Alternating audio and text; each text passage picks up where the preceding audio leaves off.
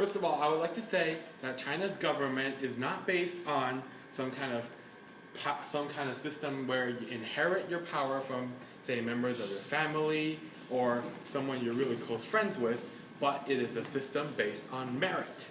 Only five members of the Politburo, the 25 controlling members of China's government, are from privileged families. The rest are from middle to lower class backgrounds, which can kind of prove that they must have worked hard for their way up there. They must have proven that they've done something good, done something worthy of recognition to get to the position they are in at this present time.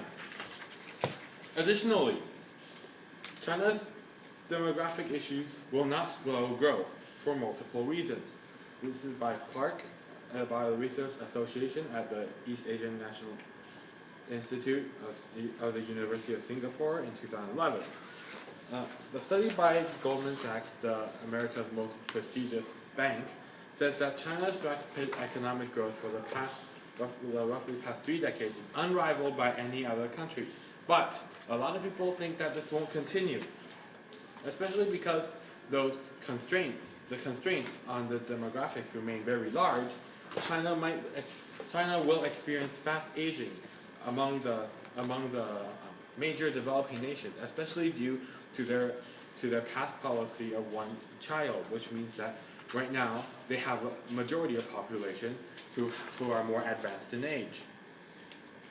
Li, a venture capitalist and political scientist in Shanghai, said in 2013 that China's economic slowdown is cyclical and not structural. Urbanization and entrepreneurship will reinvigorate the economy. China's next leaders will govern the country for the next 10 years, but then they rely on urbanization and entrepreneurship to kickstart the economy.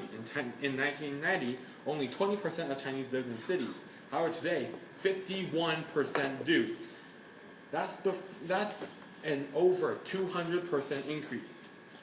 It's predicted that before 2040, a full 75%, which is about 1 billion persons, are expected to be urban. Next, Li, again, the venture capitalist, also said that Chinese Communist Party retains legitimacy from economic growth, but more so from saving and modernizing China. Now, my opponent will definitely say that, when they saved China, it was a long time ago, where they prevented people from invading or taking over China. But this is not true. They have slowly but surely made steps towards a more open system, a more free system of government.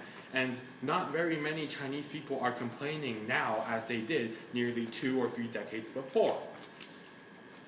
According to Kenny, a senior fellow at the Center for Global Development in 2011, says that China's rise will be peaceful and help the U.S. economy and national security. An argument that can be made by my opponents would be that China is building up massive amounts of armaments, and which they say, quote, are defensive in nature. However,